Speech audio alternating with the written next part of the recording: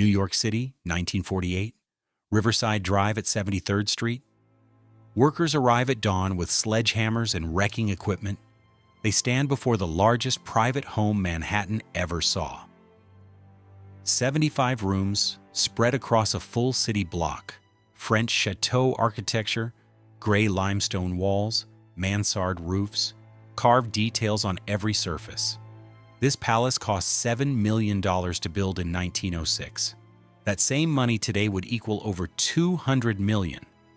The man who built it was Charles M. Schwab, steel baron, Andrew Carnegie's right hand, president of United States Steel, builder of Bethlehem Steel. At his peak, he earned more than $2 million annually. His fortune exceeded $100 million. Workers today are not here to restore this mansion. They are here to destroy it. The wrecking ball swings, stone crumbles, marble shatters. Within months, this palace will vanish completely. In its place will rise ordinary apartment buildings. Nothing special, nothing grand, just housing for middle-class families who will never know what stood here before. This was not supposed to happen. Charles Schwab built this home to last centuries. He filled it with art from Europe. He hosted presidents and kings. He threw parties that made newspapers across America. But Schwab died broke in 1939. His widow could not maintain the palace alone. She sold it for pennies compared to its cost. No museum wanted it. No millionaire would buy it. The city did not save it. America let its grandest private home die. This is that story. Charles Michael Schwab was born February 18, 1862 in Williamsburg, Pennsylvania. His parents were German Catholic immigrants. His father, John, worked odd jobs. The family was poor. They moved often, chasing work. By age 6, Charles was helping support the household. He sold newspapers. He worked in a grocery store. School came second to survival. But the boy was smart. He absorbed everything. Math came naturally. He could solve problems in his head that other children needed paper for.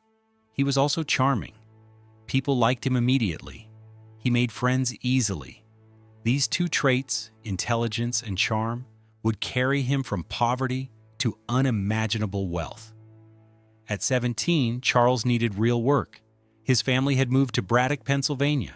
This town existed for one reason: the Edgar Thomson Steel Works, Andrew Carnegie's first major steel mill. It was 1879. America's Industrial Revolution was accelerating. Steel was the future. Railroads needed it. Buildings needed it. Bridges needed it. The man who controlled steel would control the century. Charles walked to the mill and asked for work. Any work. The foreman looked at this teenager and offered him a job. $1 per day, driving stakes, marking lines for construction. It was brutal labor. 12-hour days, 6 days weekly. The mill was loud, hot, dangerous. Men died regularly. Charles did not care. He was inside the industry. That mattered more than comfort. Within weeks, the engineering crew noticed him. This stake driver understood their blueprints. He caught errors. He suggested improvements. When the chief engineer needed an assistant, he chose Charles. The pay increased, $2 daily. Charles was 17 years old and rising. He watched everything. He learned how steel was made, how furnaces operated, how costs were calculated, how workers were managed. Most importantly, he learned people. The engineer trusted him. The foreman respected him. The workers liked him. In an industry known for brutal bosses and bitter labor fights, Charles Schwab was different. He remembered names. He asked about families. He worked alongside men instead of just ordering them. This was not strategy. This was his nature. But it worked better than any strategy could. By age 19, he was chief engineer. By 21, he managed the entire plant. Men 3 times his age reported to him. They did not resent it. They admired him. Carnegie noticed. The old Scotsman visited his mills regularly. He paid attention to talent. When he met this young manager who knew every worker's name and every machine's capacity, Carnegie knew he had found something rare. Intelligence was common among engineers. Charm was common among salesmen. Both in one person was extraordinary. Carnegie promoted Schwab again and again. By age 25, Schwab was superintendent of the Homestead Works. By 30, he was general superintendent of all Carnegie Mills. By 35, he was president of Carnegie Steel Company. The immigrant son who started at $1 a day now ran the largest steel company in the world. His salary was enormous. His bonuses were larger. Carnegie paid for performance. Schwab performed spectacularly. In 1901, the banker J.P. Morgan wanted to create the world's first billion-dollar corporation. He needed Carnegie's steel mills. Carnegie was ready to retire. He had made his fortune. Now he wanted to give it away. Morgan offered $400 million. Carnegie agreed. But the new United States Steel Corporation needed a president. Someone who understood steel. Someone workers respected. Someone who could manage the largest company ever created. Morgan chose Schwab. At 39 years old, Charles Schwab became president of U.S. Steel. His salary was $2 million annually. His bonuses could double that. He was now one of the richest men in America. More importantly, he was beloved. Workers sang his praises. Newspapers called him the genius of steel. Unlike other millionaires who built fortunes on worker exploitation, Schwab was seen as different. He had started at the bottom. He understood labor. He paid well. He promoted from within. When strikes threatened other companies, Schwab's plants ran smoothly. This reputation mattered to him. He genuinely cared about being liked. But he also enjoyed spending money tremendously. Carnegie, his mentor, lived modestly despite enormous wealth. Carnegie bought libraries and concert halls. He gave millions to education. He wore simple suits. He avoided display. Schwab was his opposite. Schwab loved luxury. He loved parties. He loved gambling. He traveled to Monte Carlo and lost hundreds of thousands at the casino. He bought yachts. He collected art. He lived like royalty. Carnegie disapproved. He wrote letters warning Schwab about excess. Schwab ignored them. He had earned this money. He would spend it how he wished. And what he wished, more than anything, was a palace. In 1902, Schwab owned a comfortable brownstone in New York. It was nice. It was not enough. He wanted something that announced his position. He wanted the grandest private home in America. He found his site on Riverside Drive at 73rd Street. The location was perfect. It sat on Manhattan's highest point. Views stretched across the Hudson River to New Jersey. The lot was enormous. A full city block. Other millionaires were building on Fifth Avenue. Schwab thought Riverside Drive would surpass them. He hired Maurice Hébert, a French architect trained at the École des Beaux-Arts. Hébert specialized in chateaux.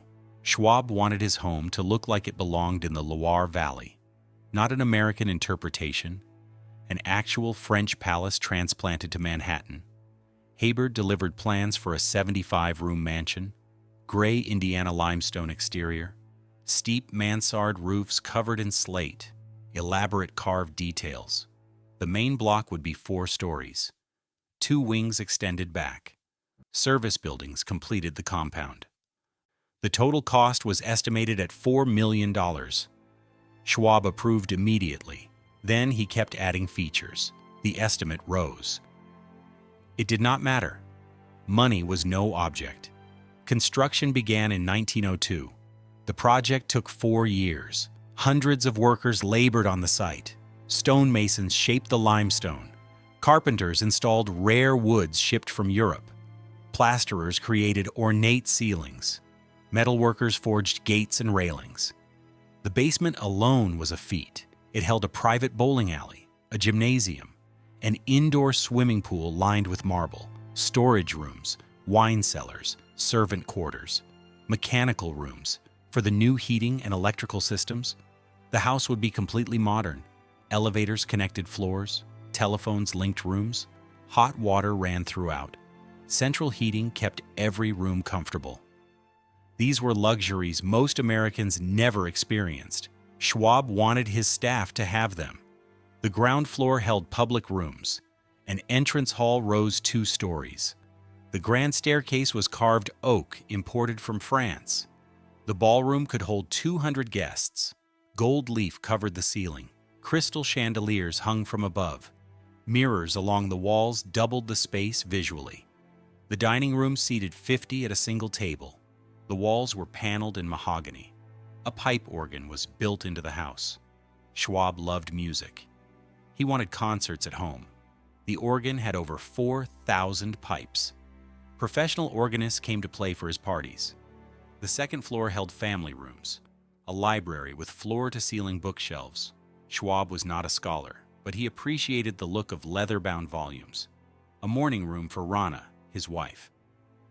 She could sit here and overlook the gardens, a private chapel. Schwab was Catholic. He wanted to pray at home. The chapel had stained glass windows and a small altar. The master bedroom suite took up one entire wing, a bedroom, a sitting room, 2 bathrooms, his and hers, walk-in closets, a private study for Schwab. This is where he worked when home.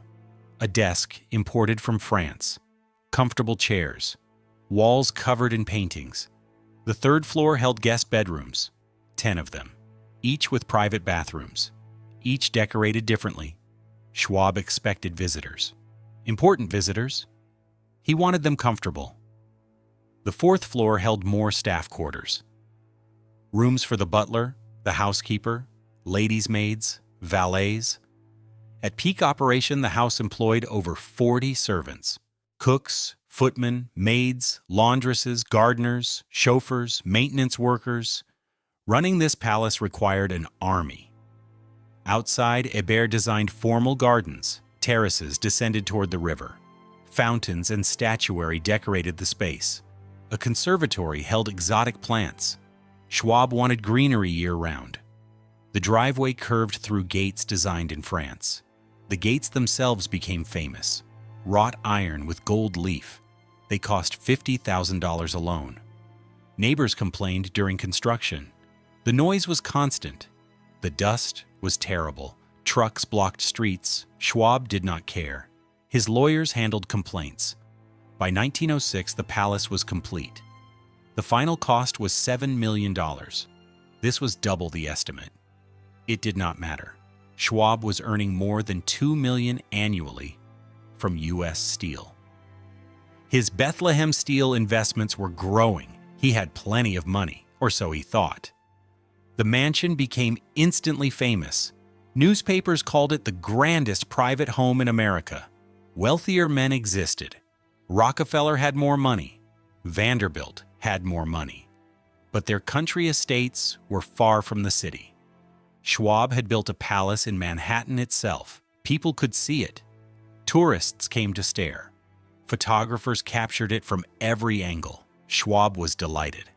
This was exactly what he wanted: recognition, status, proof that the poor boy from Pennsylvania had made it to the absolute top.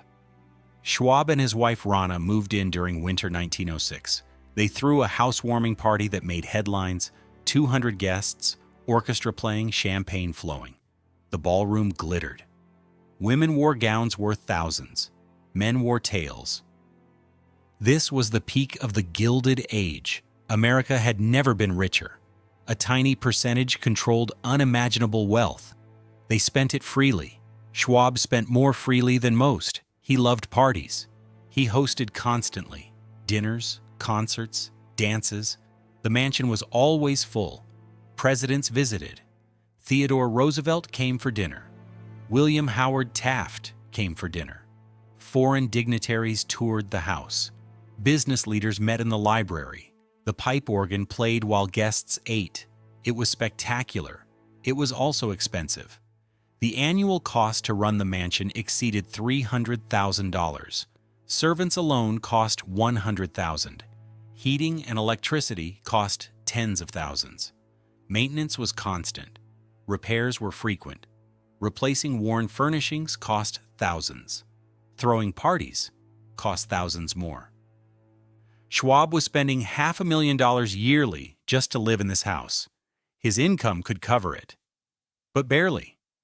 And he had other expenses, big ones. Charles Schwab loved gambling, particularly casinos, particularly Monte Carlo. Every year, he sailed to Europe. He stayed at the best hotels. He went to the casino nightly. He bet enormous sums. Sometimes he won. More often he lost. In one famous incident, he lost over $200,000 in a single evening. Newspapers reported it. Carnegie read about it. Carnegie was furious. He wrote Schwab a harsh letter. How could the president of U.S. Steel behave so recklessly? How could he gamble away fortunes while preaching responsibility to workers? Schwab responded that his private life was private. His gambling hurt no one. Carnegie disagreed. It hurt Schwab's reputation. It hurt U.S. Steel's reputation. Their relationship never fully recovered. In 1903, Schwab resigned as president of U.S. Steel. Publicly, he said he wanted to focus on his own company, Bethlehem Steel. Privately, he and Morgan had clashed. Schwab was too independent, too flashy, too undisciplined. Morgan wanted someone controllable. Schwab was happy to leave. Bethlehem Steel was his real passion. He had bought it in 1901. It was small then. He would make it massive. And he did. Under Schwab's leadership, Bethlehem Steel exploded. He modernized mills. He improved technology. He cut costs while raising wages. Workers loved him. Production soared. By 1910, Bethlehem was the second largest steel company in America. By 1916, it was indispensable. World War I started in Europe. Britain and France needed steel, weapons, ships, artillery shells. Bethlehem Steel produced them all. Schwab negotiated contracts worth hundreds of millions. He built new plants. He hired thousands. The company minted money. Schwab's fortune grew even larger. He seemed unstoppable. The mansion parties continued. The Monte Carlo trips continued. The spending continued. He bought more art. He bought more yachts. He invested in Broadway shows. He loaned money to friends who never repaid. He lived like there was no tomorrow. There would be a tomorrow. It would be harsh. The 1920s started well enough. Bethlehem Steel remained strong. Schwab remained wealthy, but cracks appeared. Post-war, steel demand dropped. Competition increased, profit margins tightened. Schwab was also aging. He was in his 60s now. His health declined, heart problems. He tired easily. He worked less. He relied on subordinates more. Some made poor decisions. The company suffered. Meanwhile, his personal spending never slowed. The mansion still required its $500,000 annually. The servants still needed paying. The parties still needed hosting. Schwab's income was dropping while his expenses remained constant. He started selling things. Art pieces disappeared from the mansion walls. Yachts were sold. His car collection shrank. He borrowed money. He used his Bethlehem Steel stock as collateral. Banks were happy to lend. Charles Schwab was still Charles Schwab, still famous, still respected, still trusted. Then 1929 arrived. October 29th, Black Tuesday. The stock market crashed. Bethlehem Steel's stock collapsed. Schwab's fortune evaporated. His loans were called. He could not pay. He sold more assets. It was not enough. By 1930, Charles Schwab was effectively broke. The man who once earned millions annually now struggled to pay bills. He could not afford the mansion anymore. That was obvious. But what could he do? Selling it was impossible. Who could buy a $7 million palace during the Depression? No one. Renting it was impossible. Who could afford $300,000 annually in rent? No one. He was stuck. He cut staff. The 40 servants became 20, then 10, then just a handful.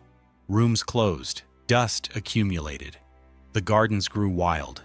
He stopped throwing parties. He stopped traveling to Monte Carlo. He stopped almost everything.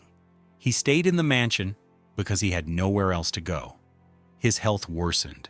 His heart was failing. Doctors told him to rest. He could not rest. Financial stress consumed him. He knew he was dying. He knew he was dying broke. The American dream had become the American nightmare. In 1939, Charles Schwab died. He was 77 years old. His estate was valued at just over $1 million. This sounds like money. It was nothing compared to what he once had. It was nothing compared to what he owed. After debts were paid, almost nothing remained. His widow, Rana, inherited the mansion and the impossible burden of maintaining it. Rana Schwab was 70 years old. She had lived in this palace for 33 years. Every room held memories. The ballroom where they danced, the dining room where they hosted presidents, the bedroom where her husband died. She loved this house, but she could not keep it. She could not afford servants. She could not afford heating. She could not afford maintenance. The roof leaked. Plaster fell from ceilings. Pipes froze in winter. The house was dying. She put it on the market. She asked for a fraction of its building cost. No buyers came. The Depression was ending, but World War II was starting. No one wanted a mansion. She dropped the price. Still nothing. She contacted museums. Could they use it? The Metropolitan Museum declined. Too expensive to operate. Columbia University declined. Too expensive to maintain. The city declined. Too expensive to convert. No one wanted it. Finally, in 1947, a developer made an offer. He would pay $200,000. This was less than 3% of the building cost. Rana accepted. What choice did she have? The developer's plan was simple: demolish the mansion, build apartment buildings, sell apartments to middle-class families. The economics worked. Luxury mansions were finished. Ordinary housing was the future. In early 1948, demolition began. Workers arrived with equipment. They started with the interiors. The pipe organ was removed. A church in Pennsylvania bought it. The carved wood paneling was removed. Dealers bought pieces. The chandeliers were removed. The marble was removed. Everything valuable was stripped. Then the wrecking began. Sledgehammers smashed plaster. Crowbars tore out fixtures. Room by room, the mansion disappeared. The ballroom where hundreds danced, gone. The dining room where presidents ate, gone. The library where business deals were made, gone. The bedroom where Schwab died, gone. The process took months. The stone exterior was the hardest. Limestone blocks weighed tons. Cranes lifted them. Trucks hauled them away. Some stone was reused. Most was crushed for fill. The gardens were plowed. The fountains were smashed. The famous gates were sold to a collector. They survive today in a museum. Almost nothing else does. By fall 1948, the site was empty, just bare ground where America's grandest palace once stood. Apartment buildings rose quickly. They were nice, nothing special. Middle-class families moved in. They had no idea what they replaced. Most New Yorkers today have no idea. The palace is forgotten. The Steel Baron is forgotten. Only photographs remain. Charles Schwab's story raises questions. How does someone earn $100 million and die broke? The answer is simple. He spent more than he earned, every year, for decades. The mansion alone consumed fortunes. $500,000 annually for 33 years equals over $16 million just to live in one house. Add the yachts, add the Monte Carlo losses, add the art, add the cars, add the Broadway investments, add the loans to friends, add everything. The spending exceeded the earning. When income was high, this worked. When income dropped, it collapsed. Schwab never adjusted. He kept spending. He believed money would always come. It did not. The 1929 crash proved that. Could he have saved himself? Absolutely. Selling the mansion in 1925 would have helped. Cutting expenses earlier would have helped. Stopping the gambling would have helped. He did none of these things. He could not imagine life without luxury, so he kept the luxury until it killed him. The mansion's fate was sealed by his choices, but it also reveals something about America. Why did no one save this building? It was architecturally significant. Haber's best work. It was historically important. Presidents visited. It was beautiful. Photographs show incredible craftsmanship, yet every institution declined to preserve it. The reason was cost. Americans, unlike Europeans, do not value old buildings the same way. In France, chateaux are protected. In England, estates are preserved. Governments and private organizations maintain them. They are seen as cultural heritage. In America, buildings are commodities. When they stop making economic sense, they disappear. The Schwab mansion stopped making sense. It was too big, too expensive, too impractical for modern life. So it died. This happened repeatedly in the 20th century. Dozens of Gilded Age mansions were demolished. The Cornelius Vanderbilt II mansion on Fifth Avenue, the William Astor mansion, the entire stretch of Millionaire Row on Fifth Avenue. All gone, replaced by apartments and office buildings. The economics were irresistible. One mansion housed one family and 40 servants. One apartment building housed 200 families. Which makes more sense in a modern city? The apartment building wins, always. But something is lost. These were not just houses. They were art. They were craftsmanship. They were history. Once demolished, they cannot be rebuilt. The skills are gone. The craftsmen are gone. The willingness to spend years on details is gone. We live in a faster, cheaper world. These palaces represented something different. Whether that something was good is debatable. The Gilded Age was brutal. Workers earned pennies while millionaires built palaces. The inequality was grotesque. Men like Schwab were exceptions. Most millionaires were hated. Carnegie faced strikes. Frick was nearly assassinated. Rockefeller needed bodyguards. Schwab was different. His workers loved him. He treated them well. He paid well. He promoted from within. Yet he still built a $7 million palace while those workers earned $2 daily. The contradiction is hard to ignore. Perhaps the mansion's destruction was justice. Perhaps a building that cost more than most workers would earn in 10,000 lifetimes deserved to fall. Perhaps replacing it with apartments for regular families was morally correct. Or perhaps beauty has value beyond economics and morality. Perhaps a building that took 4 years to build and employed hundreds of craftsmen should be preserved regardless of who built it or why. These questions have no clear answers. What is clear is this. In 1948, America chose to let its grandest private home disappear. No one stopped it. No one tried very hard. The palace became apartments, the Steel Baron became a footnote, the Gilded Age became history. Whether this was progress or loss depends on perspective. Both can be true simultaneously. We gained housing, we lost beauty, we gained equality, we lost craftsmanship, we gained the future, we lost the past. Charles Schwab would have understood this. He was a man of contradictions, generous and selfish, hard-working and reckless, brilliant and foolish. He built an empire and lost it. He built a palace and lost it. He rose from nothing and returned to almost nothing. His life was the American dream until it became the American tragedy. The mansion was the physical embodiment of both. Today, nothing remains of the palace. The apartment buildings at 73rd and Riverside Drive are unremarkable, A historical marker would be appropriate. None exists. Most New Yorkers walking past have no idea. Tourists visiting Manhattan never hear about it. The story is forgotten.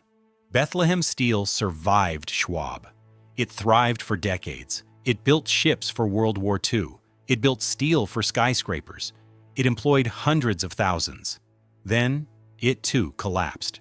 Foreign competition, changing economics, mismanagement. The company declared bankruptcy in 2001. It was liquidated in 2003. The mills were closed. The workers were laid off. A century of American steel production ended. Today, the company exists only as a name owned by an international conglomerate. The industry Schwab helped build has moved overseas. China now produces more steel than America ever did. The workers who loved Schwab are dead. Their children are retired. Their grandchildren work in different industries. The mansion is gone. The company is gone. The era is gone. Only the story remains. And perhaps that is enough. Perhaps stories are what survive when everything else fails. The story of a poor boy who became the Steel Baron. The story of a genius who could not control his spending. The story of a palace that America refused to save. These stories matter because they teach us. They show us what ambition can build. They show us what excess can destroy. They show us that nothing lasts forever. Not wealth, not power, not even $7 million palaces built of stone. Charles Schwab believed his mansion would last centuries. He was wrong. It lasted 42 years. Some of those years were glorious. Parties and music and light. Some were tragic. Dust and silence and decay. Both are part of the story. Both are part of America. We are a nation that builds and destroys with equal enthusiasm. We celebrate success and forget failure quickly. We value the new over the old, the practical over the beautiful, the profitable over the historical. This is who we are. Whether it is who we should be is a different question. The Schwab Mansion cannot answer that question. It no longer exists to answer anything. It is gone. But in being gone, it tells us something important. It tells us that even the greatest things are temporary. It tells us that spending beyond our means catches up eventually. It tells us that reputation and love cannot save us from bad decisions. It tells us that America does not preserve what it does not value, and it valued apartments more than palaces. Perhaps that was right. Perhaps regular families deserved housing more than tourists deserved a museum. Perhaps the demolition was not tragedy, but progress. Or perhaps both are true. Perhaps we can mourn the beauty lost while celebrating the homes gained.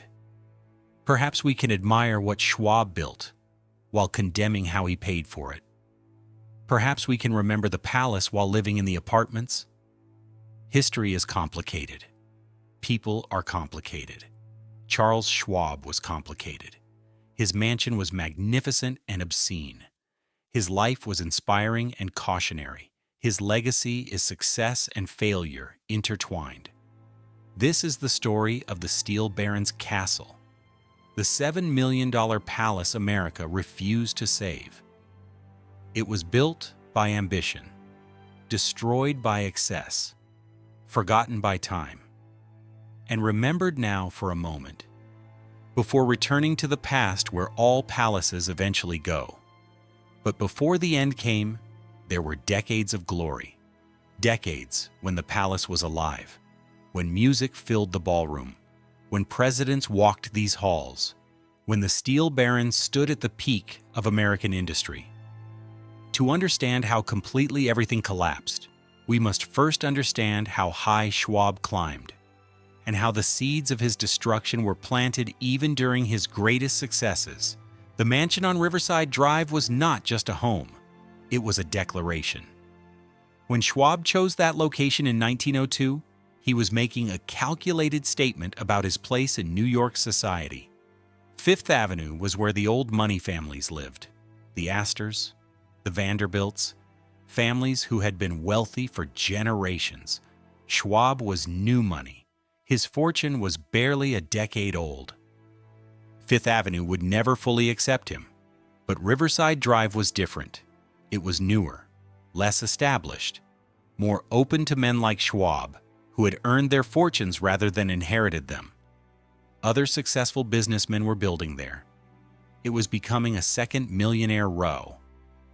Schwab intended to make it the primary one. His mansion would be so grand that Fifth Avenue would seem outdated by comparison. This was not arrogance. This was strategy. Schwab understood that in America, money alone did not guarantee acceptance. You needed to display that money properly. You needed architecture. You needed art. You needed a home that proved you belonged among the elite. The Riverside Mansion would do exactly that. Maurice Hebert understood the assignment perfectly. He had trained in France at the most prestigious architecture school in the world. He knew French chateau design intimately. He had studied the great houses of the Loire Valley, Chambord, Chenonceau, Azay-le-Rideau. These were not just buildings. They were expressions of royal power frozen in stone. Hebert would give Schwab that same expression. The design process took over a year. Hebert prepared detailed drawings of every room, every doorway, every window. Schwab approved each one personally. He wanted perfection. He would accept nothing less. The limestone would come from Indiana. Quarries there produced stone of exceptional quality, dense, durable, beautiful when carved. Schwab ordered the finest blocks. The slate for the roofs would come from Vermont. The wood paneling would come from forests in France. Mahogany from the Caribbean. Marble from Italy, glass from Belgium. Nothing domestic unless it was the absolute best available. This was to be an international palace, a demonstration that Schwab could command resources from around the world. Construction began in spring 1902. The site preparation alone took months. Workers dug deep into Manhattan bedrock. The foundation had to support enormous weight. The mansion would be 4 full stories above ground, plus a massive basement level, plus the 2 wing extensions. The total structure would weigh thousands of tons. Every support had to be perfect. Any weakness would be catastrophic. The foreman overseeing the work was a master builder named Thomas Murphy. Murphy had built mansions for several wealthy New Yorkers. He knew the tricks. He knew how to manage craftsmen. More importantly, he knew how to manage Schwab. Because Schwab visited the site constantly. Every day he was in New York, Schwab would come to Riverside Drive. He would walk through the construction. He would talk to workers. He would ask questions. He understood building. His years in steel mills had taught him about structures, about materials, about engineering. He was not a client who simply wrote checks and disappeared. He was involved, deeply involved. Workers appreciated this. The boss cared about their work. He noticed quality. He noticed effort. This motivated them to do their absolute best, which is exactly what Schwab wanted. The limestone exterior took shape slowly. Each block had to be cut precisely, had to fit perfectly with its neighbors. Stonemasons worked for months on the facade alone. They carved decorative elements by hand, garlands, medallions, cornices. Every detail added beauty, added cost, added time. Schwab did not care about time or cost. He cared about the result. By 1904, the exterior walls were complete. The mansard roofs were in place. From the outside, the building looked finished, but the interior work had barely begun. This is where the real craftsmanship happened, where the real money was spent. The entrance hall was designed to overwhelm visitors. You entered through massive bronze doors. Ahead of you rose the grand staircase, 3 stories of carved oak. The railing alone was a masterpiece.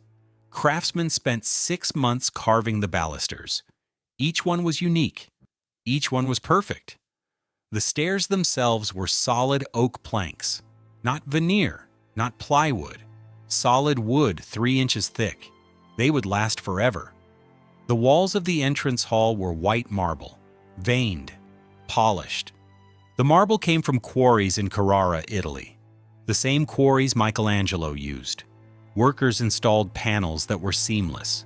You could barely see the joints. The ceiling was plastered and gilded, gold leaf applied by hand. Thousands of individual squares of gold pressed onto the plaster. The effect was breathtaking. Sunlight coming through the windows reflected off the gold. The entire space glowed. The ballroom was designed to compete with anything in Europe. Schwab had visited palaces in France and Austria.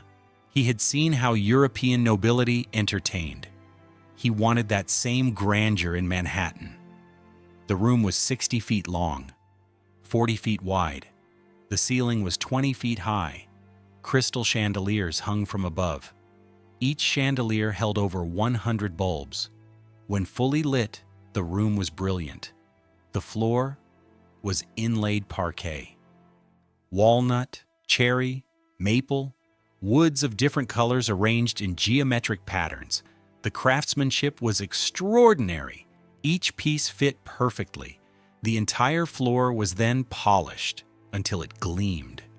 Dancing on this floor was like floating, smooth, perfect. The walls were paneled in pale wood, painted cream, decorated with gold trim. Enormous mirrors covered sections of wall. They doubled the apparent size of the room. When filled with guests, the ballroom seemed infinite.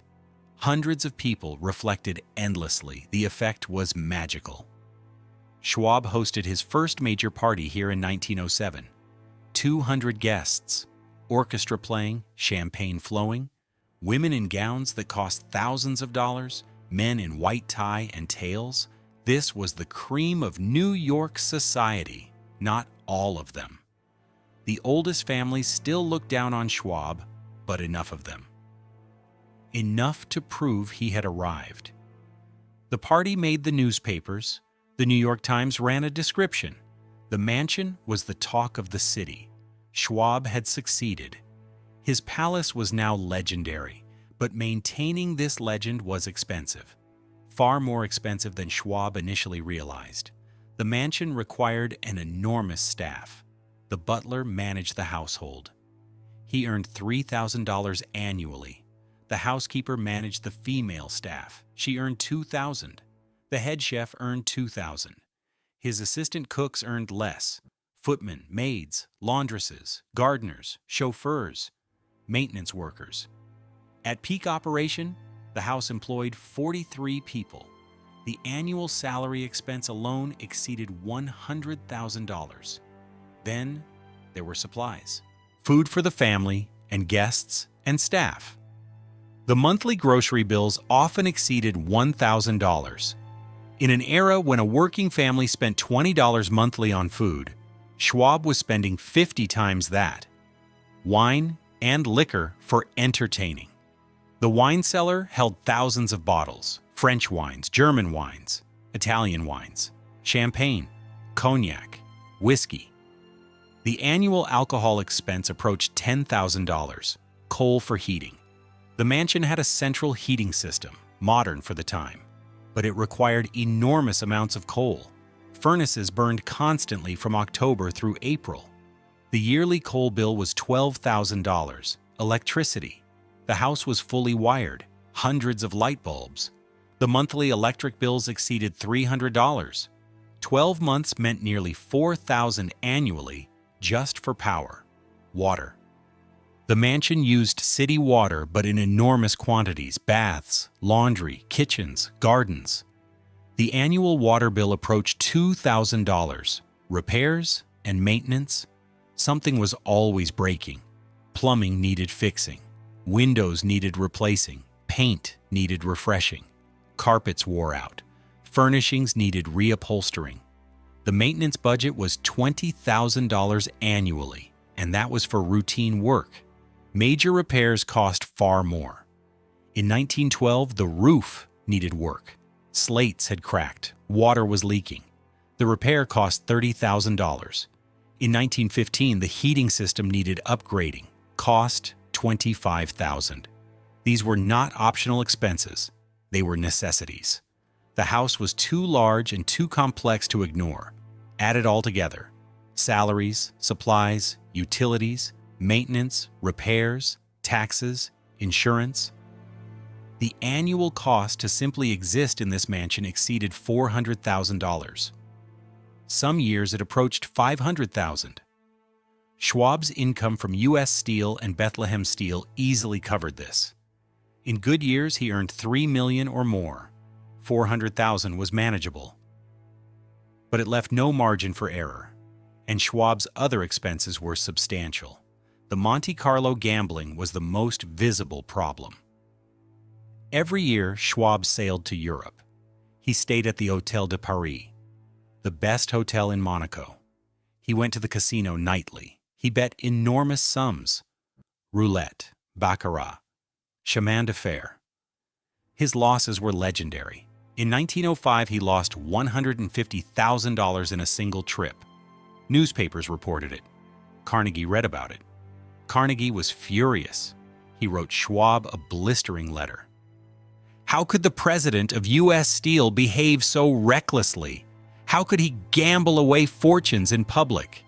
Schwab's response was defiant. His money was his own. How he spent it was nobody's business. Carnegie disagreed. Everything a public figure does is public business. Schwab represented U.S. Steel. His behavior reflected on the company. His gambling embarrassed the company. It had to stop. Schwab refused. He would not be told how to live his life. The letters between them grew heated. Their relationship never recovered. This was one of many signs that Schwab lacked the discipline his success required. He was brilliant at making money. He was terrible at keeping it. The yachts were another drain. Schwab loved boats. He owned several over the years. Not small boats, massive steam yachts, ocean-going vessels with crews of 20 or more. His first major yacht was the Lorraine, built in 1902, over 200 feet long. Luxuriously appointed, bedrooms, dining room, lounge, modern engines. The Lorraine cost $300,000 to build. Operating it cost another $50,000 annually. Crew salaries, fuel, maintenance, docking fees, insurance. In 1909, Schwab bought a larger yacht, the Lorraine II. This one was even more impressive. 250 feet long. Twin screws, top speed 15 knots, lavish interiors. This yacht cost $500,000 to build. Operating costs exceeded $70,000 annually. Schwab used the yacht for business entertaining. He would host clients, take them on cruises, serve magnificent meals, conduct negotiations at sea, but mostly, he used it for pleasure. Cruises to Europe, trips to the Caribbean, weekend sails along the coast. The yacht was a floating palace. It was also a floating expense, one that never stopped costing money. Then there were the cars. Schwab loved automobiles. In the early 1900s, cars were still novel, expensive, unreliable. Schwab bought them anyway. By 1910, he owned 7 automobiles: Packards, Peerless, Mercedes. Each cost thousands of dollars. Each required a driver, mechanics, garage space. The Riverside Mansion had a separate garage building, climate-controlled to protect the cars. The annual cost to maintain the car collection approached $20,000. More extravagance, more expense. Add the gambling, add the yachts, add the cars, add the parties, add the charitable donations. Schwab was generous with charities. He gave hundreds of thousands to causes he supported. Add the loans to friends.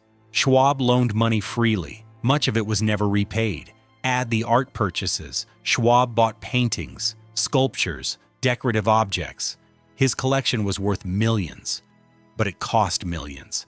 Add it all up, and Schwab was spending close to his total income every year. In good years, he broke even. In great years, he saved a little, but there was no accumulation of capital, No growing bank account. No increasing security. He was living right at the edge of his means. And his means, while vast, were not infinite. This would become devastatingly clear. But before the fall, Bethlehem Steel had to rise. And rise it did. Spectacularly. When Schwab bought Bethlehem Steel in 1901, it was a struggling company. Decent facilities, poor management, low morale. Schwab changed everything. He visited the plants. He talked to workers. He listened to their suggestions. Many had good ideas, ideas that previous management had ignored. Schwab implemented them. Production improved. He upgraded equipment. Old furnaces were replaced. New rolling mills were installed. Modern technology that increased output while reducing costs. He reorganized management, put the best people in key positions, fired the incompetent, promoted from within when possible. Morale soared. Workers respected a boss who had started where they started, who understood their work, who treated them fairly. By 1905, Bethlehem Steel was profitable. By 1910, it was thriving. By 1915, it was indispensable. World War I transformed Bethlehem Steel from major company to industrial titan. When war broke out in Europe in 1914, Britain and France desperately needed steel, warships, artillery, armor plate, shells. Bethlehem Steel could provide everything. Schwab negotiated contracts worth hundreds of millions. He built new plants. He hired tens of thousands of workers. Production ran 24 hours daily. The company minted money. In 1914, Bethlehem Steel earned profits of $7 million. By 1916, profits reached $43 million. By 1918, they exceeded $60 million. Schwab's personal fortune exploded. His salary and bonuses totaled millions annually. His stock holdings increased in value enormously. By 1917, Charles Schwab was worth over $100 million. He was one of the richest men in America. The poor boy from Pennsylvania had reached the absolute summit, but he never changed his habits. The spending continued, the gambling continued, the yachts, the cars, the parties. If anything, success made him spend more freely. He had proven he could make money. Why worry about spending it? This confidence would prove misplaced. The war that made Bethlehem Steel great would end. Peace would bring challenges Schwab never anticipated. When World War I ended in November 1918, demand for steel collapsed. Armies demobilized. Weapons contracts were canceled. Shipbuilding stopped. Overnight, Bethlehem Steel's order book evaporated. The company had expanded enormously to meet wartime demand. Huge new plants, tens of thousands of workers, all built on the assumption that demand would continue. It did not. Schwab faced a crisis. He could not fire everyone. He could not close plants. He had to maintain operations somehow. He cut prices, tried to win contracts through lower costs. This helped, but profit margins shrank. The company was making money, but far less than during the war. From $60 million in profits in 1918, Bethlehem dropped to $20 million in 1920, then $15 million in 1921. Still profitable. But the trajectory was wrong. Worse, competition was increasing. Other steel companies had also expanded during the war. Now everyone was fighting for a smaller market. Price wars erupted. Margins shrank further. Schwab's income from Bethlehem declined. Not dramatically, but noticeably. His annual take dropped from over $3 million to under $2 million. This was still enormous.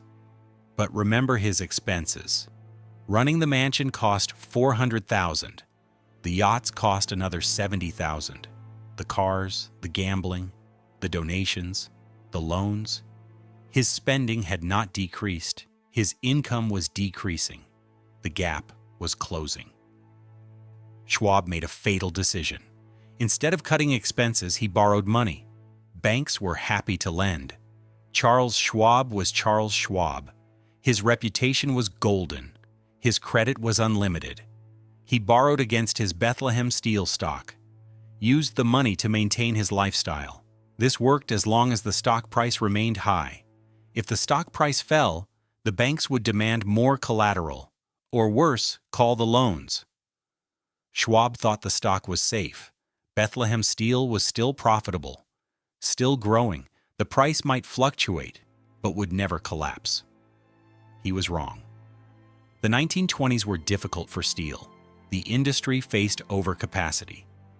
Too many companies chasing too few customers. Bethlehem held its own, but growth was slow. Profits were under pressure. The stock price stagnated. Schwab's borrowing increased. By 1925, he owed banks over $20 million. This was not yet dangerous.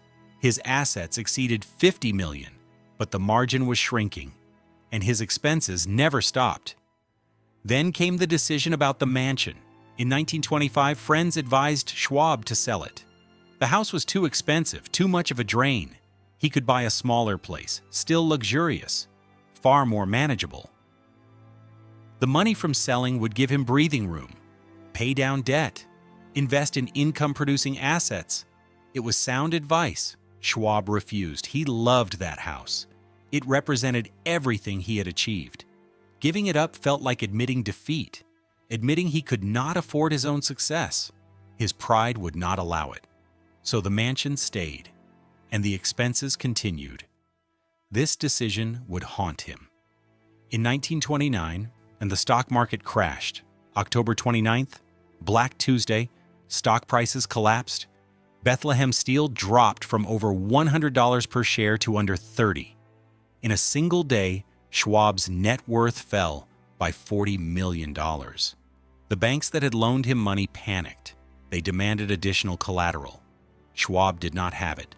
They threatened to force him to sell stock at depressed prices. This would destroy him. Schwab scrambled. He sold artwork from the mansion, paintings worth hundreds of thousands. He sold one of the yachts. He sold cars. He liquidated investments. He borrowed from friends. Anything to avoid selling Bethlehem stock at rock-bottom prices. The depression deepened. Bethlehem Steel's business collapsed. Orders disappeared. Plants closed. Workers were laid off. The company lost money. For the first time in decades, Bethlehem Steel operated at a loss. Schwab's income vanished. His salary was suspended. No bonuses, no dividends. The bank loans were still due. Interest payments alone exceeded $200,000 annually. He could not pay. Banks began forcing asset sales. The mansion became unsustainable.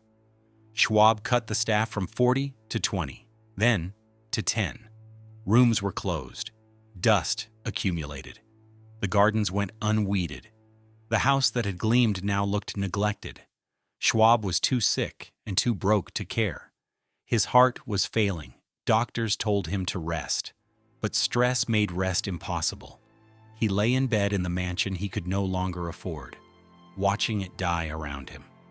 This was not how it was supposed to end. The Steel Baron was dying, broke in a palace that would outlive him by less than a decade. Charles M. Schwab died on September 18, 1939.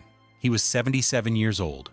The funeral was held at his Manhattan apartment, not at the mansion. The mansion was too hard to heat, too expensive to open. A handful of people attended.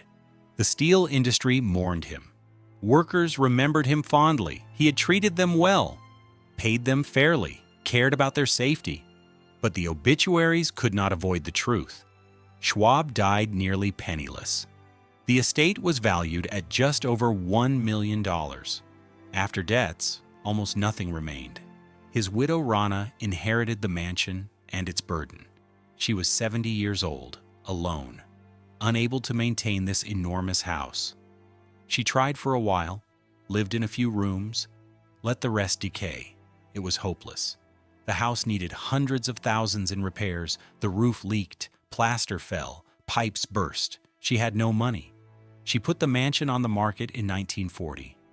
Asking price, $1 million, a seventh of the building cost. No buyers came. The Depression was ending, but war was starting. No one wanted a mansion. She dropped the price to $750,000. Nothing. $500,000? Nothing. $250,000. Finally, in 1947, a developer made an offer, $200,000, less than 3% of what Schwab paid to build it. Rana accepted. She had no choice. The developer's plan was simple and brutal. Demolish everything. Build apartment buildings. The economics made perfect sense.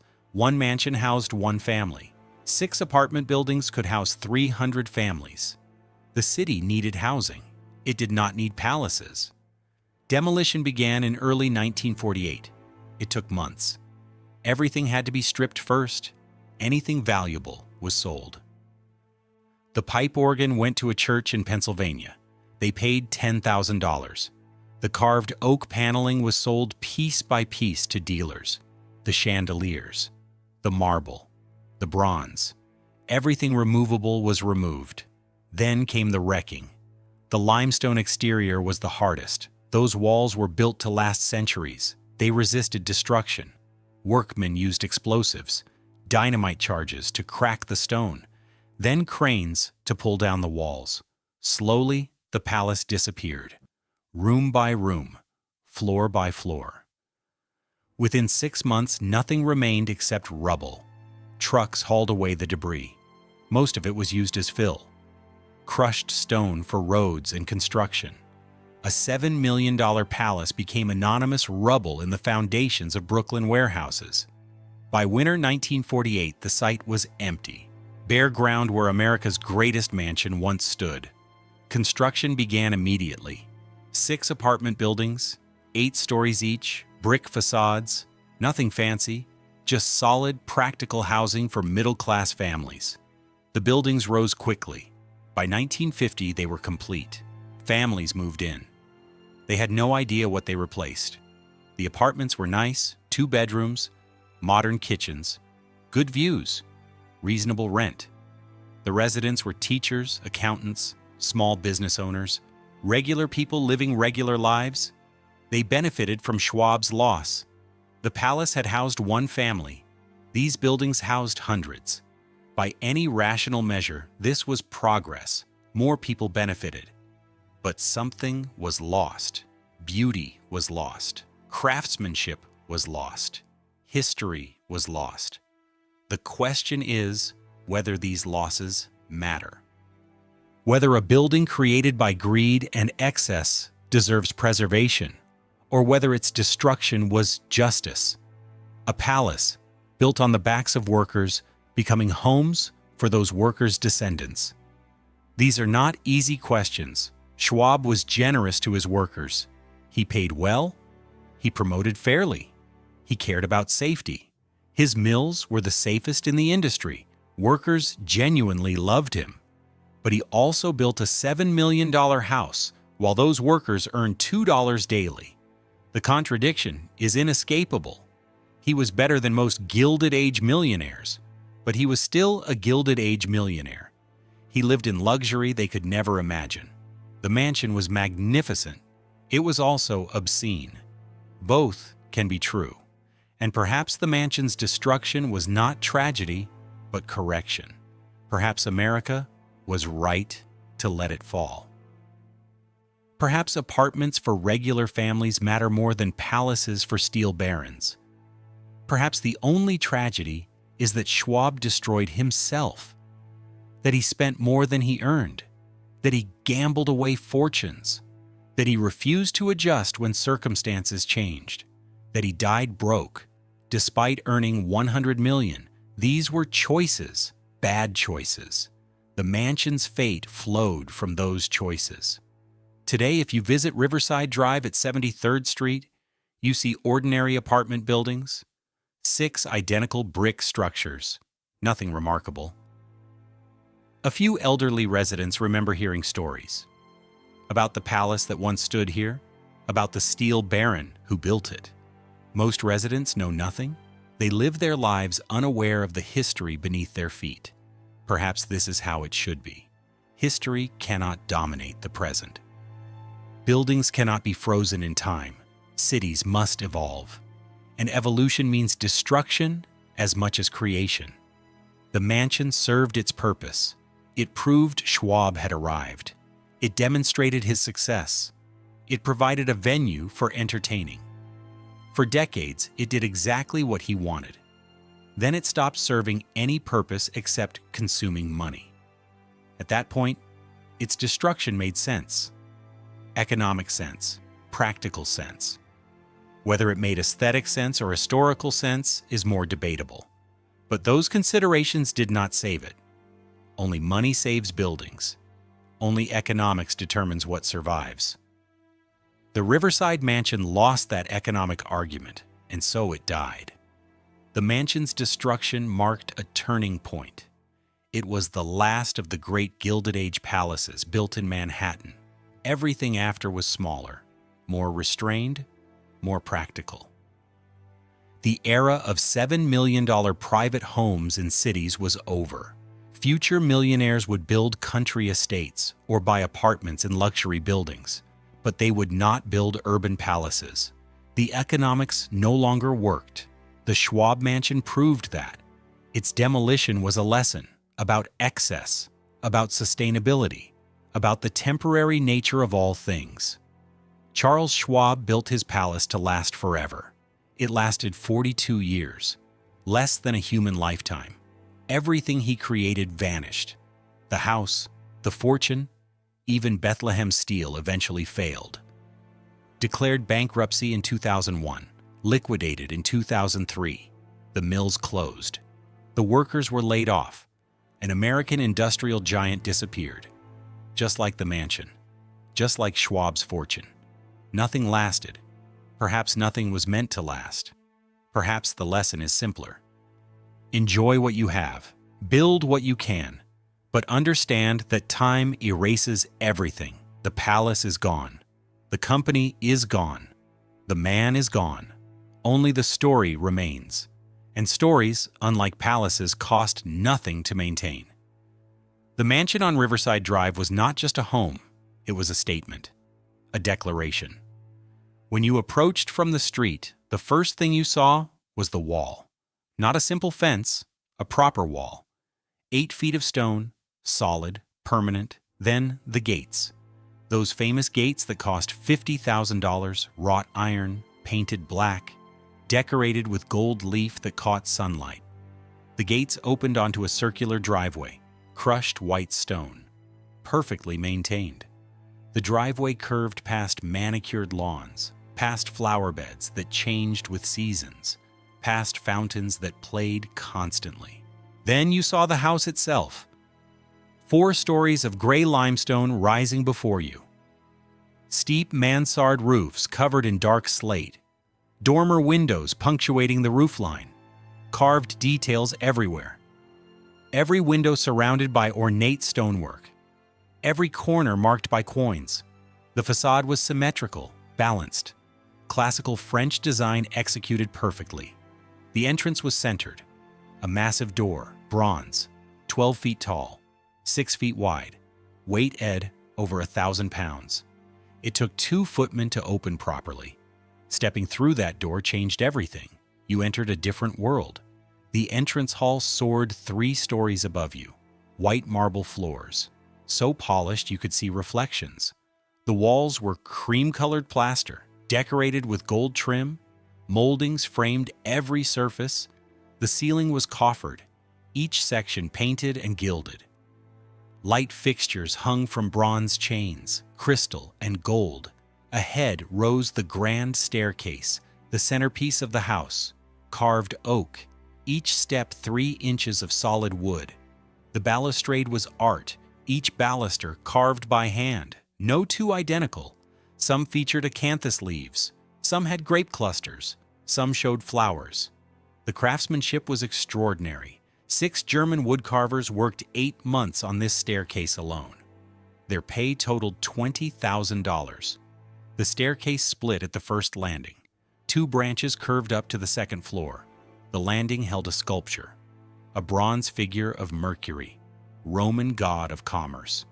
appropriate for a steel baron. The statue cost $15,000. Schwab bought it from a dealer in Paris. To the left of the entrance hall was the ballroom. Guests entered through double doors, also bronze. Decorated with reliefs showing musical instruments. The ballroom stretched 60 feet. Width was 40 feet. The ceiling rose 20 feet above the floor.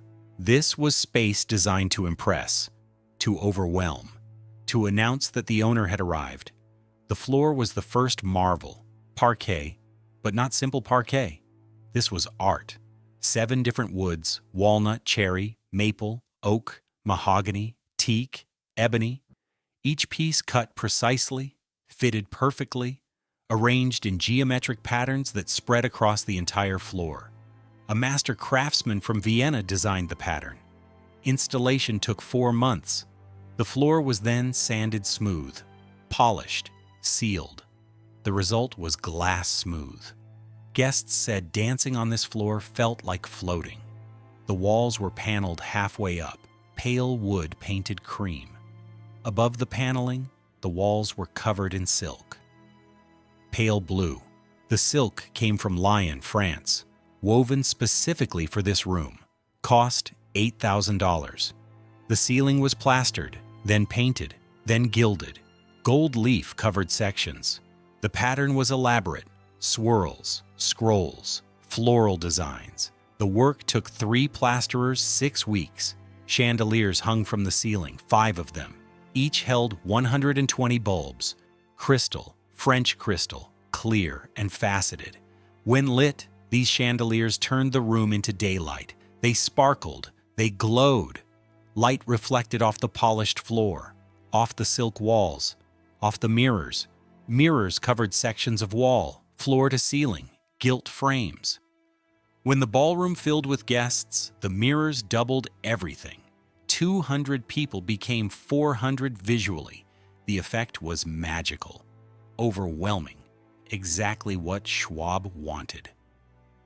The dining room connected to the ballroom. Guests moved between rooms through wide doorways. The dining room was more intimate, still large, still grand, but warmer. The walls were paneled in mahogany, dark, rich, polished until it glowed. The table dominated the space, custom-made, solid mahogany, 40 feet long, 6 feet wide. It could seat 50 guests comfortably, 60 if needed. The chairs matched: carved mahogany, upholstered in leather, green leather, soft, comfortable, even after hours of sitting. Above the table hung another chandelier, bronze and crystal. This one was different. It could be lowered or raised using a chain mechanism, for cleaning, for changing bulbs, for decorating. The ceiling was coffered, each section painted, deep reds, golds, browns, warm colors that made the room feel welcoming. Paintings hung on the walls, European masters, landscapes mostly, pastoral scenes, French countryside, English manor houses, nothing too dramatic, nothing that would compete with the guests for attention. The fireplace was massive, marble, white marble. The mantel was carved, garlands, ribbons, classical motifs. Above the mantel hung a mirror, gilt frame, ornate. The mirror reflected the chandelier, made the room feel larger, warmer, more alive. Between the dining room and the kitchens was the butler's pantry. This was working space, not for show, but still beautiful. Cabinets lined the walls, glass doors. Inside were dishes, china.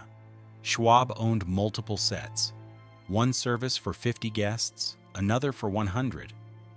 Formal dinners used the Limoges china, French, hand-painted. Each piece cost $50. A full service cost $15,000. For family dinners, simpler china. Still expensive, still beautiful, but not museum quality. The butler's pantry also held crystal, glasses, hundreds of them, wine glasses, water glasses, champagne flutes, brandy snifters. Each type had its purpose. Nothing was used for the wrong drink. The butler, a man named Thomas, managed all of this. He was English, trained in great houses. Schwab paid him $3,000 annually, more than most workers earned in 5 years. Thomas was worth it. He ran the house perfectly. Nothing was ever out of place. Nothing was ever forgotten. Guests arrived to perfection. They left with perfection. Thomas made sure of it. The library was Schwab's retreat, his personal space. The room was smaller than the ballroom, more comfortable. The walls were covered floor to ceiling with bookshelves, dark wood, probably mahogany, though some thought it was walnut. The books themselves were impressive. Leather-bound volumes, hundreds of them. Most were decorative. Schwab was not a reader. He collected books for appearance, for the look of culture. But some books he actually read. Technical books about steel, about engineering, about business. These were working books, worn, used, marked with notes. The room had comfortable chairs, leather, deep. You sank into them. A fireplace provided warmth in winter. A desk sat near the windows, French, probably 18th century, certainly expensive. Schwab worked here sometimes, writing letters, reviewing contracts, planning business strategies. The desk always held papers, pens, ink, a lamp, everything organized, everything ready. The windows overlooked the gardens. The view was peaceful. Green lawns, flower beds, fountains. In this room, Schwab could forget the world outside, could focus, could think. Rana's morning room was across the hall. This was her space, more delicate than the library, more feminine. The walls were pale yellow, painted, not paneled. The furniture was French, Louis something, probably Louis XVI. Delicate chairs, small tables, everything gilded, everything ornate. Rana spent mornings here, reading, writing letters, planning menus with the housekeeper, planning parties with Thomas. This was her command center. From here, she managed the household. The room had large windows, south-facing. Morning light flooded in, warm, bright, cheerful.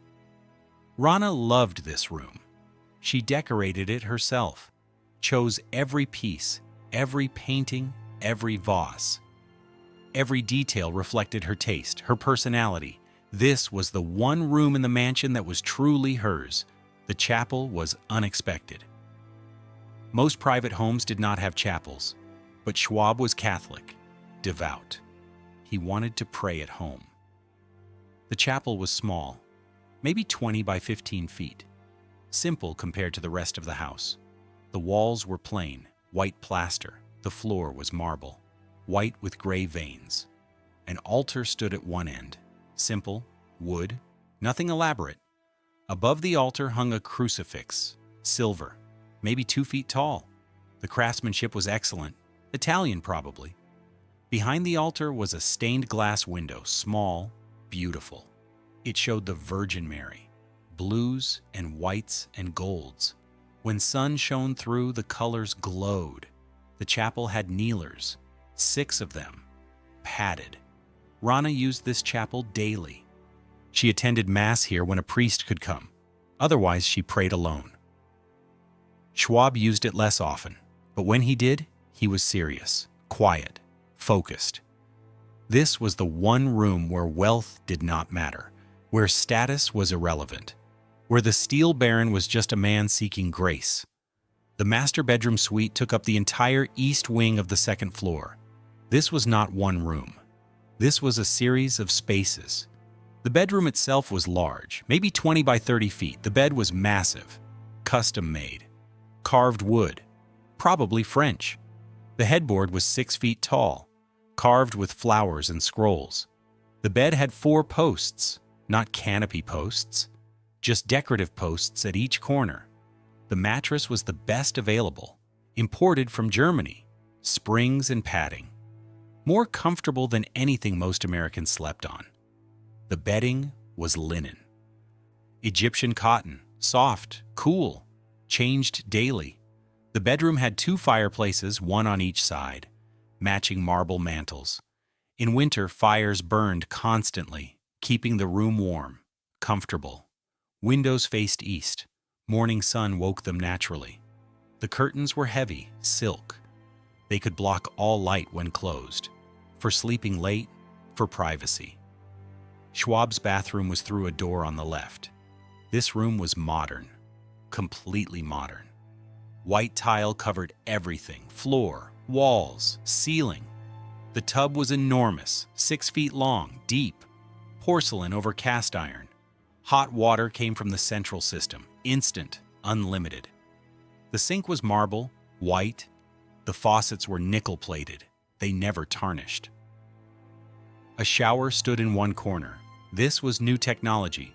Most homes did not have showers. The shower had multiple heads. Water came from above and from sides. Schwab loved this. He showered daily, sometimes twice. The toilet was modern too. Flush mechanism, porcelain bowl, everything clean, everything new, everything perfect. Rana's bathroom was through a door on the right. Similar to Schwab's, same white tile, same modern fixtures, but more delicate somehow, more feminine. Her tub was smaller. Her sink was marble but with gold faucets, not nickel, gold, real gold plating. Her mirror was larger, better lit. She needed good light for her morning routine. Between the bathrooms were 2 dressing rooms, his and hers. Schwab's held his clothes, dozens of suits, maybe 50, all custom made, tailored perfectly, shirts, hundreds, white, starched, fresh daily, shoes, rows of them, black, brown, patent leather, all polished. All ready. His valet kept everything organized, everything perfect. Rana's dressing room was larger, more complex. She had gowns, dozens of them, maybe 100. Each cost hundreds of dollars. Some cost thousands. Evening gowns, day dresses, tea dresses. Each had its occasion. Each had its purpose. She had furs, mink, sable, fox. She had jewelry, diamonds, emeralds, pearls. A safe held the most valuable pieces. Everything else was displayed, organized, ready. Her lady's maid managed all of this, kept everything clean, kept everything organized, made sure Rana always looked perfect. Schwab's private study was at the end of the wing. This room was his real retreat, more private than the library, more personal. This is where he worked seriously, where he made decisions, where he planned strategy. The desk was larger than the one in the library, heavier, more substantial. Papers covered it, always. Documents, letters, contracts, reports from Bethlehem Steel, updates from plant managers, financial statements. Schwab read everything, understood everything, made notes, made decisions. The room had a telephone, direct line to his office, to Bethlehem Steel, to his managers. He could conduct business without leaving home. This was unusual. Most executives went to offices. Schwab worked from home often. The study had comfortable chairs for meetings, for discussions. Business partners visited, sat in these chairs, talked strategy, made deals. The walls held paintings, but these were different. Not landscapes, portraits of Schwab himself, of Carnegie, of other steel men, of factories, of blast furnaces. These paintings reminded him what mattered, where he came from, what he built. The 3rd floor was for guests, 10 bedrooms. Each was different. Each was beautiful. Each had private bathrooms, modern plumbing throughout, hot water, flush toilets, showers. This was luxury most Americans never experienced. Each bedroom was decorated differently, different colors, different furniture, different artwork, but all expensive, all beautiful, all comfortable. Guests staying here wanted for nothing. They woke in luxury. They slept in luxury. They lived for a few days like millionaires, which was the point. Schwab wanted guests to enjoy themselves, to feel welcome, to remember their stay, to talk about it, to spread word that the Steel Baron's palace was magnificent, that he was generous, that he knew how to entertain. These guest rooms were advertisements, proof of success, proof of arrival, proof that Charles Schwab had made it to the very top.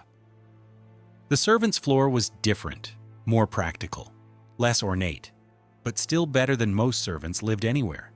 Each had a private room, small, but private, a bed, a dresser, a chair, a window, heat in winter, light from electricity. Bathrooms were shared, but they were clean, modern, well-maintained. The servants ate in a staff dining room, better food than most workers ever saw. The cook made sure of it. Servants were well paid, well treated. Schwab understood that happy servants worked better, stayed longer, told others that working for Schwab was good. This mattered. Getting good servants was hard. Keeping them was harder. Schwab kept them by treating them well. Running this palace required organization, precision. Thomas the butler managed everything. Under him were ranks of servants. Each had specific duties. Each knew their place. The housekeeper managed female staff, maids, laundresses, kitchen workers, she reported to Thomas. The head chef managed the kitchen. Under him were assistant cooks, pastry specialists, dishwashers, scullery workers. The kitchen operated like a military unit. Precise, efficient, perfect.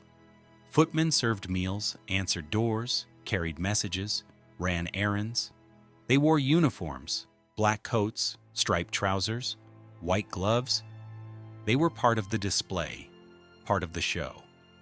Gardeners maintained the grounds, 8 of them, working daily, mowing, trimming, planting, weeding. The gardens always looked perfect, always fresh, always beautiful. Chauffeurs maintained the cars, kept them clean, kept them running, drove Schwab and Rana wherever they needed to go. Maintenance workers fixed what broke, painted what needed painting, repaired what needed repair. They worked constantly. Something always needed attention in a house this large. The annual operating cost was staggering. Salaries alone exceeded $100,000. Thomas earned $3,000. The housekeeper earned $2,000. The head chef earned $2,000. Other servants earned less, but still well. Maids earned $500 annually, more than factory workers earned. Food costs were enormous. Feeding the family and servants and frequent guests required huge amounts of food. The monthly grocery bills approached $1,000. Wine and liquor for entertaining cost thousands more. Schwab kept a cellar of thousands of bottles. French wines, German wines, Italian wines, rare vintages, common vintages. Something for every occasion, something for every guest. Champagne by the case, brandy, whiskey, gin, everything. Coal to heat the house cost $12,000 annually. The furnaces burned constantly from October through May. Keeping 75 rooms warm required mountains of coal. Electricity costs approached $4,000 annually. Hundreds of light bulbs, running constantly. The house glowed at night, every window lit, visible for blocks, a beacon of wealth. Maintenance and repairs added $20,000 more. Something always broke. Pipes leaked, plaster cracked, paint faded, carpets wore. Furnishings needed repair. The roof needed attention. Windows needed replacing. The list was endless. The costs were constant. Taxes added another burden. Property taxes on a $7 million mansion were substantial. Insurance costs were high. Liability, fire, theft. Everything needed coverage. Everything cost money. Add it all together, and the mansion consumed $400,000 to $500,000 annually. Just to exist, just to stay open, just to maintain the image. This was more than most workers earned in a lifetime. Schwab spent it every year, without thinking, without worrying. He earned enough, or so he thought. The mansion was worth it, or so he believed. This palace proved he had arrived, proved he was someone, proved the poor boy from Pennsylvania had become one of America's great men. And for a while, for glorious years, that was true. The parties at Riverside Drive became legendary, not just among New York society, across the nation. Newspapers covered them. Magazines described them. Everyone wanted an invitation. Getting one meant you had arrived. Schwab hosted differently than other millionaires. The Astors held formal affairs, stiff, uncomfortable, full of rules about who sat where and who spoke to whom. The Vanderbilts were similar, grand but cold. Schwab was different. His parties felt warm, welcoming. Yes, everything was magnificent. Yes, the setting was spectacular. But guests actually enjoyed themselves. They laughed, they danced, they ate incredible food and drank excellent wine and had genuine fun. This was Schwab's gift, making people comfortable, making them feel special, even in a palace. A typical Schwab party started at 8 in the evening. Guests arrived in carriages, later in automobiles. They pulled up the circular drive. Footmen opened car doors, helped ladies out, escorted everyone to the entrance. The bronze doors stood open. Lights spilled out. Music drifted from inside. Thomas the butler greeted each guest personally. He knew everyone, remembered names, remembered previous visits, made everyone feel recognized, welcomed. Guests entered the marble hall. A maid took coats and wraps. Another offered champagne. French champagne, the best available. Schwab served nothing but the best. The ballroom drew guests forward. The orchestra was already playing, usually 12 musicians, sometimes more for special occasions. They played Viennese waltzes, American ragtime, popular tunes, whatever guests wanted to hear. The ballroom glowed. 5 chandeliers blazing, the mirrors multiplying everything, the polished floor reflecting light. It was magical. Women in gowns, diamonds at their throats, pearls in their hair, men in formal evening wear, white ties, tails, everyone dressed for the occasion.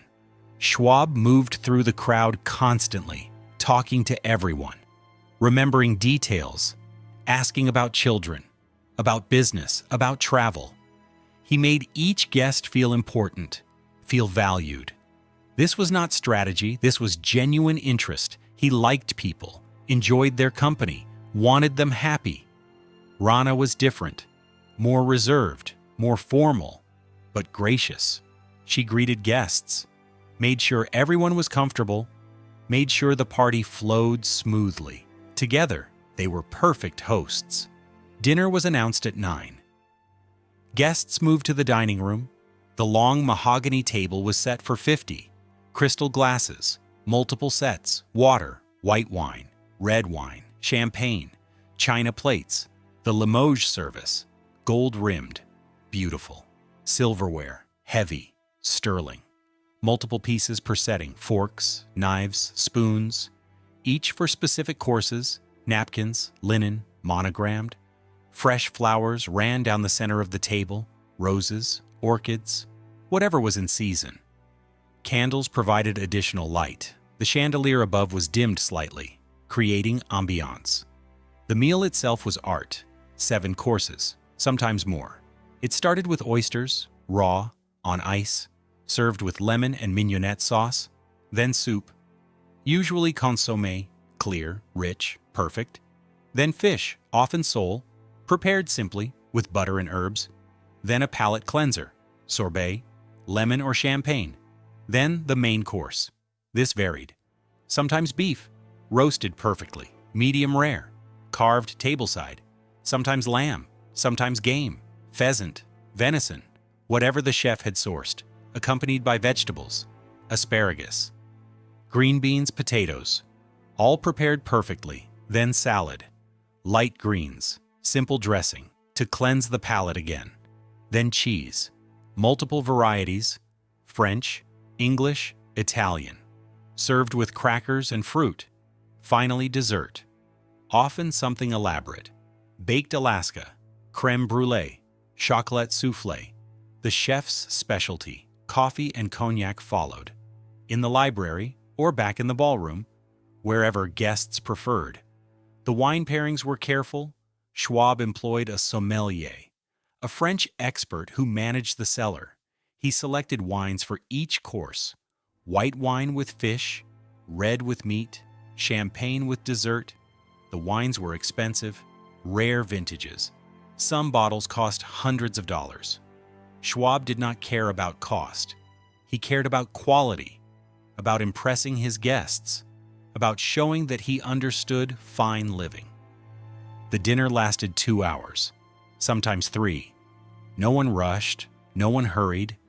This was leisure. This was luxury. This was how the wealthy lived. After dinner, guests returned to the ballroom. The orchestra played again.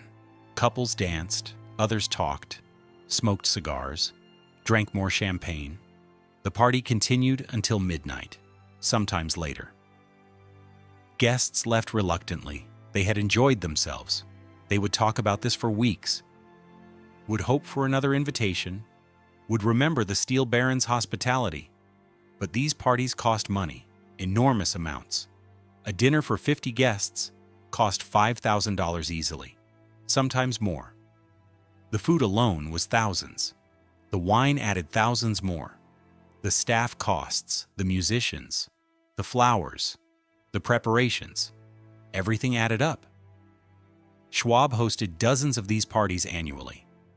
The costs were staggering, but he did not care. This was what wealth was for: to enjoy, to share, to make life beautiful. He worked hard. He earned millions. He could spend how he wished, and he wished to spend on parties, on entertaining, on being known as the most generous host in New York. This reputation mattered to him, perhaps too much. Bethlehem Steel during World War I was a different story, a story of incredible success. When war broke out in Europe in August 1914, most Americans thought it would be brief. A few months, maybe a year. They were wrong. The war dragged on and on. By 1915, it was clear this would be a long conflict, a devastating conflict. Britain and France were desperate. They needed weapons, needed ships, needed steel, lots of steel. American companies could provide it. America was neutral, could sell to anyone. Britain and France had money, had credit, they could pay. Bethlehem Steel was perfectly positioned. The company had modern facilities, experienced workers, excellent management.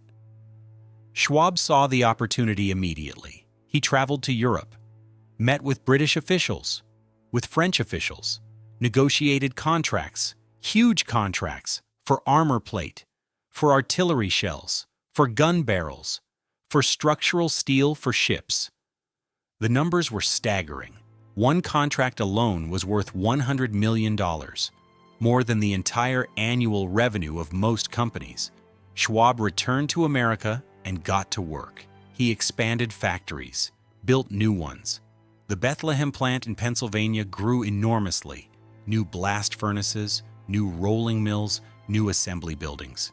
Schwab hired thousands of workers, skilled workers. He paid them well. Better than most companies? Better than most thought necessary. But Schwab understood. Happy workers were productive workers, loyal workers. He needed loyalty. He needed productivity. The work was demanding. Factories ran 24 hours daily, 7 days weekly, 3 shifts. Workers worked hard. But they were paid, and paid well. A skilled steel worker at Bethlehem earned $5 daily. Some earned more. This was double what many workers earned elsewhere. Schwab did not mind. He needed quality, he needed speed, he needed reliability. High wages bought all three. Production soared. In 1914, Bethlehem Steel produced 500,000 tons of steel. By 1916, production hit 2 million tons. By 1918, 3 million tons.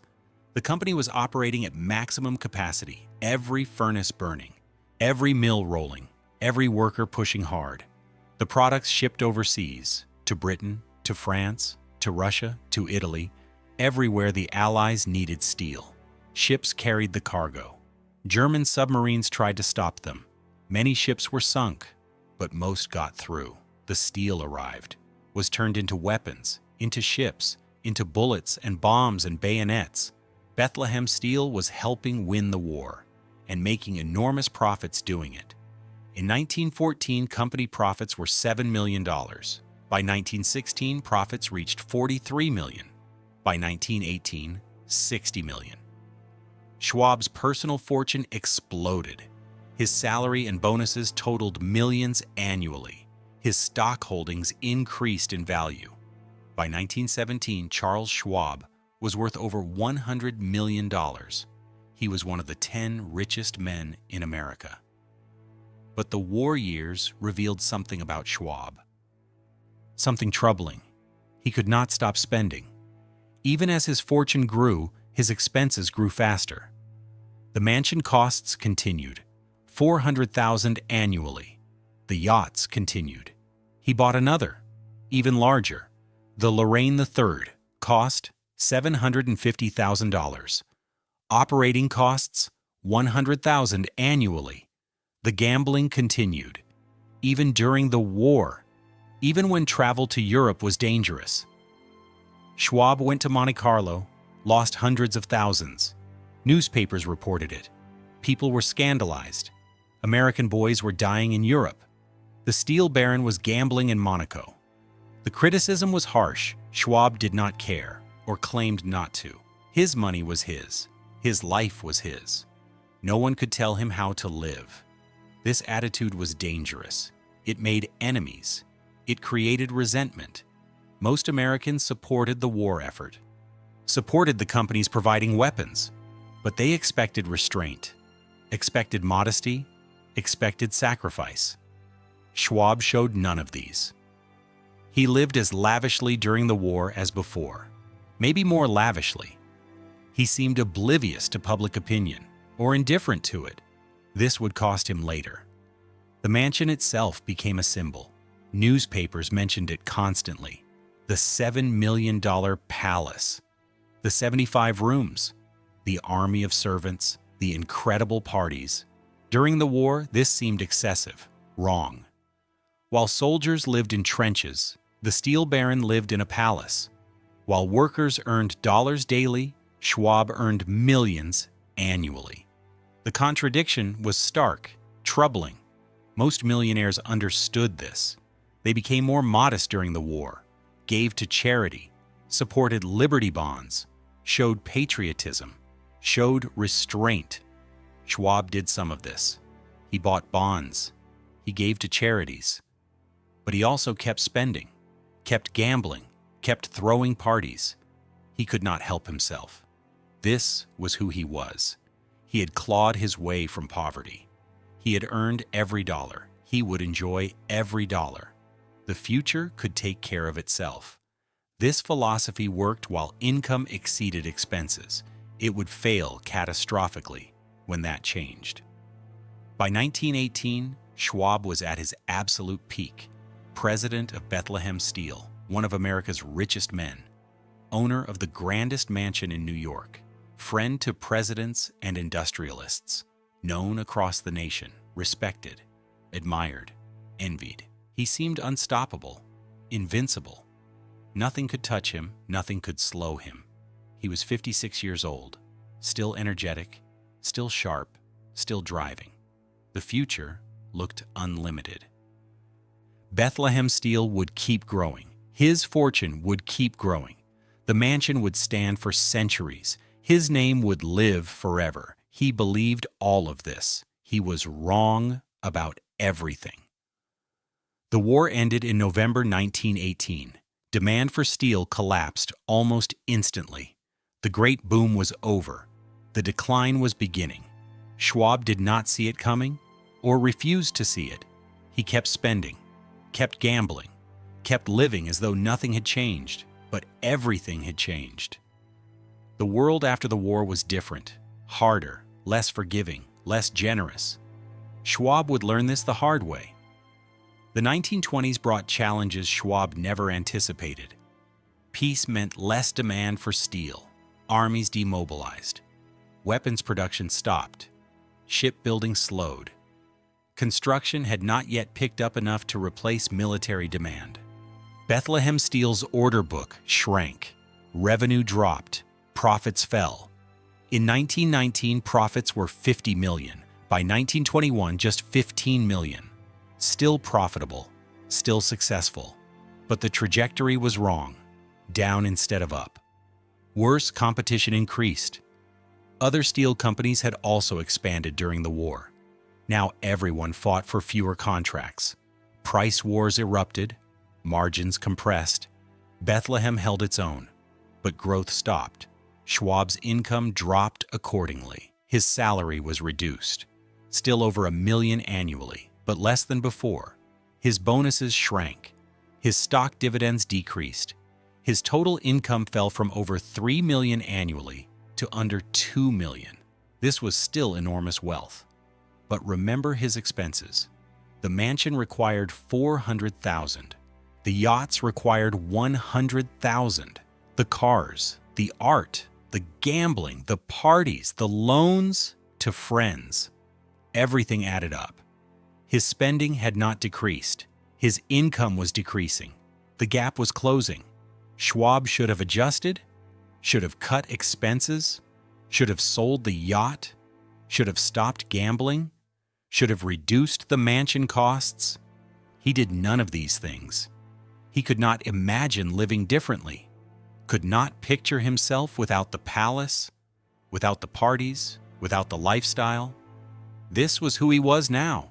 The poor boy from Pennsylvania was gone. The steel baron remained. The steel baron lived in a palace, entertained presidents, sailed yachts. This was not negotiable, so he borrowed money.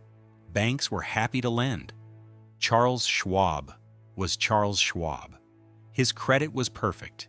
His reputation was golden.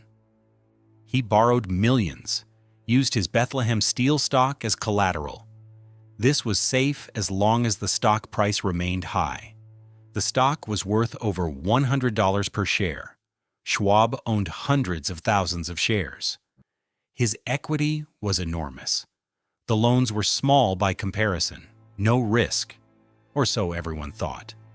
But borrowing to maintain lifestyle is dangerous. It assumes the future will be like the past. It assumes income will recover. It assumes asset prices will hold. These assumptions are often wrong. For Schwab, they would prove catastrophic. Through the 1920s, his borrowing increased. By 1925, he owed banks over $20 million. His assets were still worth more. But the margin was shrinking. His friends advised him to sell the mansion, to cut costs, to pay down debt. He refused. Selling felt like failure. Like admitting he could not sustain his own success. His pride would not allow it. So the mansion stayed. The expenses continued. The debt grew. And then came 1929, October 29th, Black Tuesday. The stock market crashed. Bethlehem Steel stock collapsed. From over $100 to under $30 in days. Schwab's net worth fell by $40 million overnight. The banks panicked. They demanded more collateral. Schwab did not have it. They threatened to force stock sales at depressed prices. This would destroy him completely. Schwab scrambled, sold artwork, sold the yacht, sold cars, borrowed from friends, anything to avoid selling Bethlehem stock at the bottom. He survived, barely, but he was broken, financially, physically, emotionally. The steel baron who once seemed invincible was revealed as fragile, mortal, human. The Depression destroyed what the crash had damaged. Bethlehem Steel's business collapsed. Orders disappeared. Plants closed. Workers were laid off by thousands. The company lost money. For the first time since Schwab took over. Actual losses. His salary was suspended. Bonuses stopped. Dividends ceased, his income vanished, but his debts remained. Interest payments alone were $200,000 annually. He could not pay. Banks forced asset sales. The mansion became impossible. He cut staff from 40 to 10, closed rooms, stopped heating unused spaces. The palace became a mausoleum. Cold, empty, dying. Schwab was dying too. His heart was failing. Doctors gave him little time. He lay in bed in the mansion he could no longer afford, watching it decay around him. This was not how it was supposed to end. Not for the boy who became a baron, not for the man who built an empire, but this was how it ended anyway. Death came in September 1939. Schwab was 77. The funeral was small, quiet. The mansion was too expensive to open for a proper service. The obituaries told the truth. The steel baron died broke. The palace would follow him into oblivion 9 years later. This expansion of Bethlehem Steel's war years and the financial details of Schwab's decline adds crucial depth. It shows the magnitude of his success during World War I, the incredible profits, the soaring production, the vast wealth. But it also shows his fatal flaw, his inability to adjust, his refusal to live within his means even when those means were millions annually. The war made him richer than ever. But it did not change his habits, did not teach him restraint. He kept spending as though the boom would last forever. When it ended, he was unprepared, unwilling to adapt, unable to change. The mansion symbolized all of this, built during prosperity, sustained during boom times, impossible to maintain when fortunes reversed. Its destruction was inevitable once Schwab's spending exceeded his earning. The palace died because the man who built it never learned that even vast wealth has limits, that even steel barons must live within their means, that pride and stubbornness cannot sustain magnificence when mathematics says otherwise. The story ends where it began, with wrecking balls and dust, with America refusing to save what it no longer valued, with a palace becoming rubble and apartments rising where glory once stood.